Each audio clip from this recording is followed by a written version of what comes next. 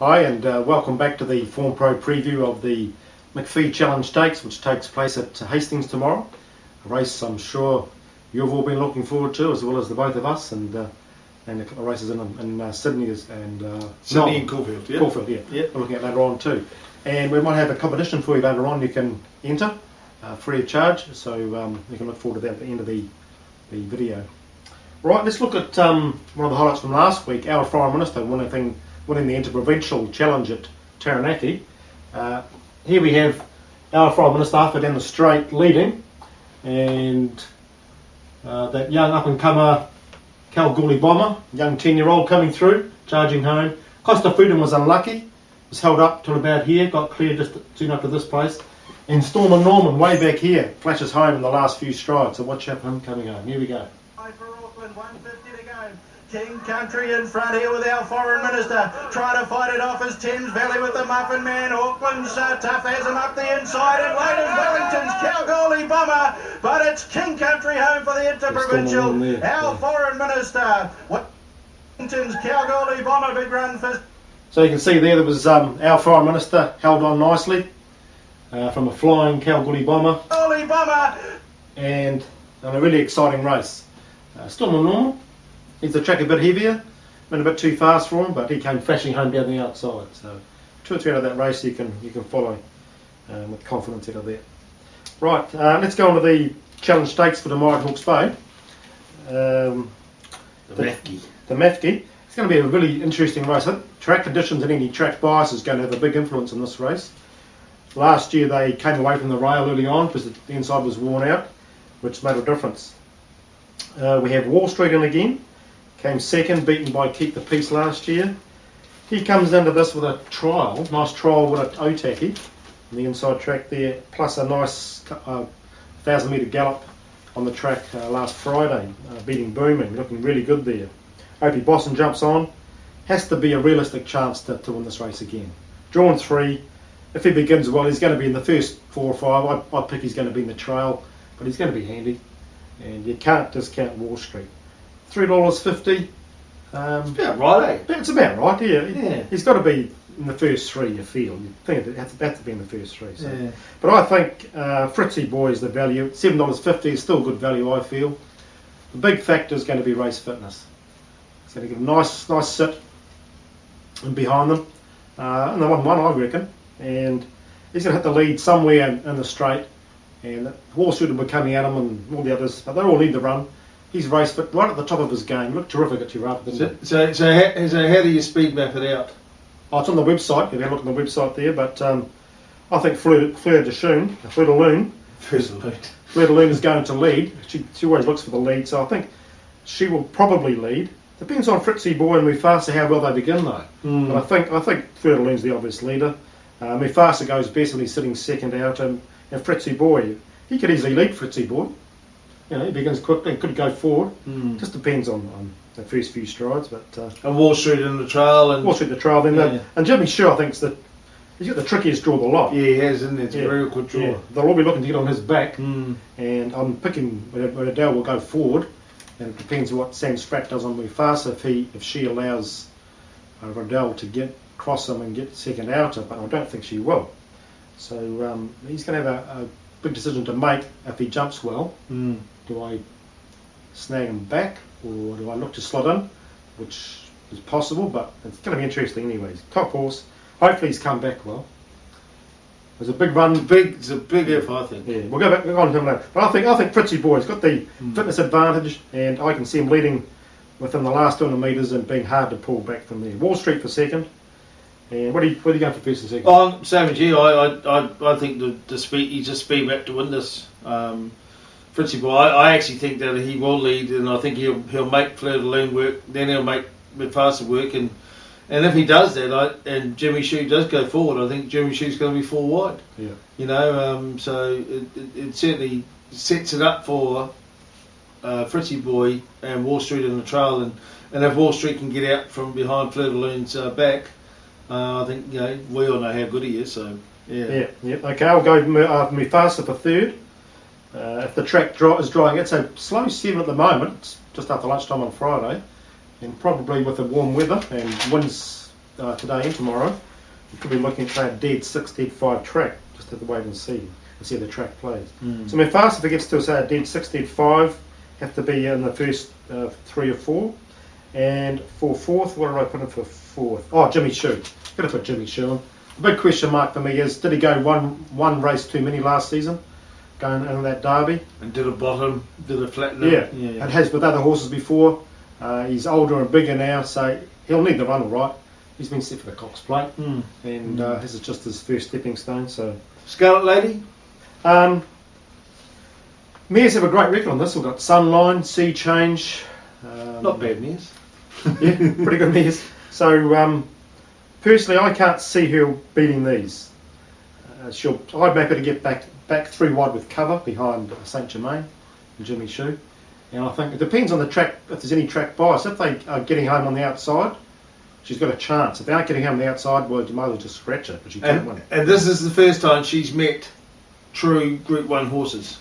Yeah. She's beaten mares and fillies, and she's beaten a couple of handy horses. Well, hasn't beat this calibre before. Handy So horses, yeah. Well, she beat, when she won the Oaks, what did she beat? She beat Bakira and Divorces. Both had 2 wins from 14 and 16 starts. She's beaten Sharp Princess and another mare over here. She hasn't beaten anything of real note over here yet.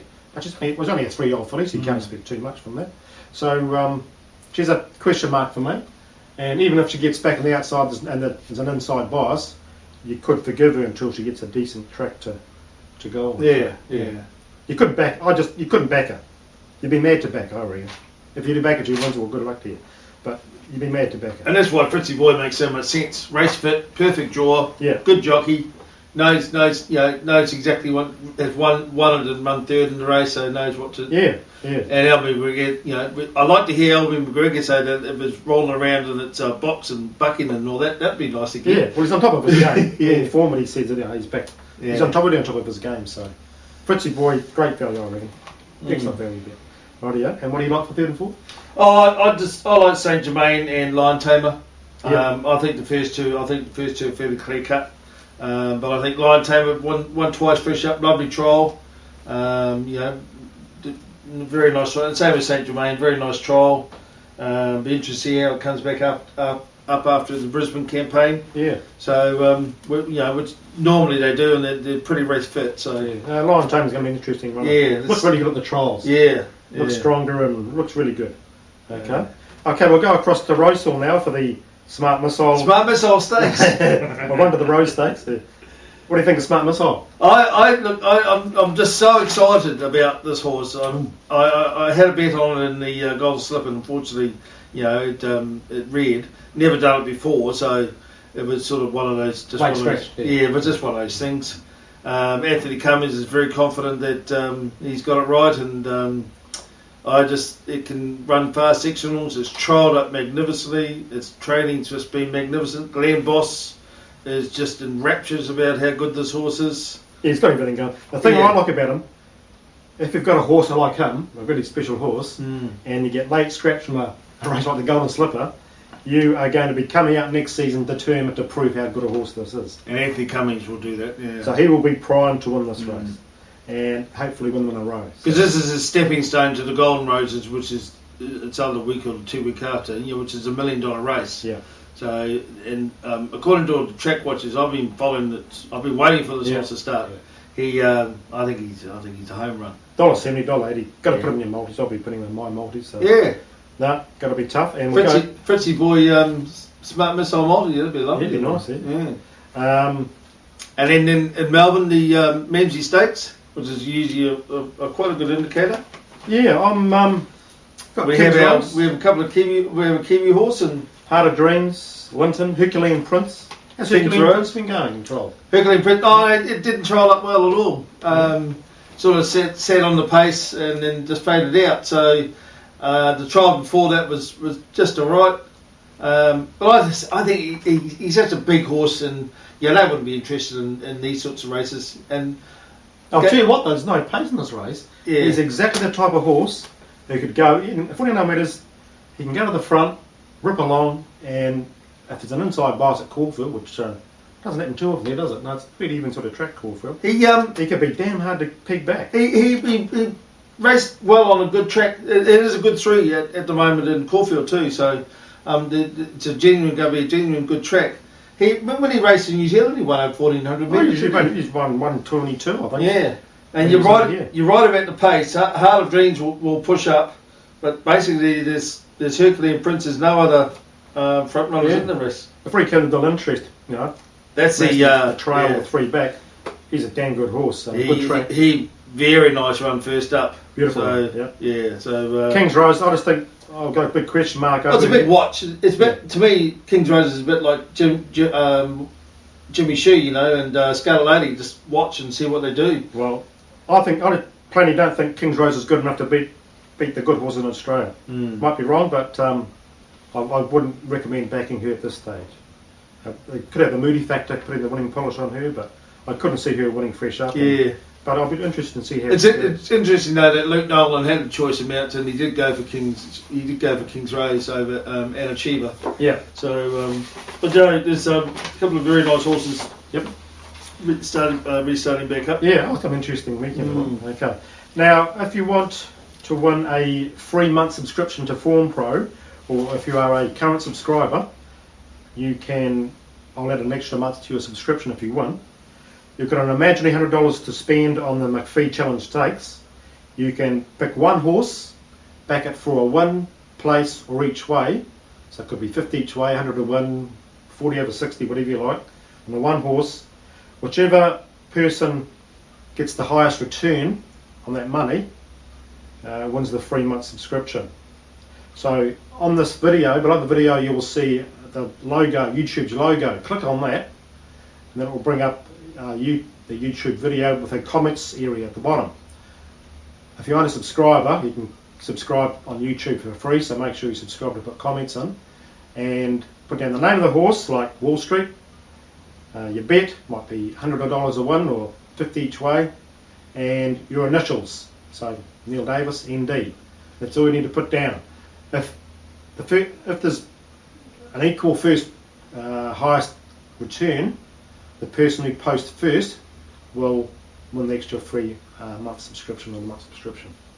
Okay, well, I covered that pretty well. Yeah. That's pretty straightforward. There's probably some glitch I've missed out there somewhere, but we'll see. So get those in. It closes by noon Saturday, so you've got plenty of time to get on. So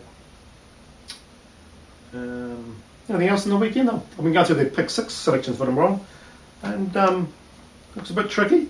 Depends on how the track plays, but yeah, the track's the slow 7 at the moment. Slow 7 at the moment, and going by the talk, it's going to dry out to maybe 2 a dead 6. But we'll have to wait and see in the day and just see how it plays. So it's got a new strip there, whether that creates an inside bias, we'll find out later on today. But just one thing. If you want to have a go at an early bet for the Cox Plate, I recommend you back Sincero. Yeah, nice horse.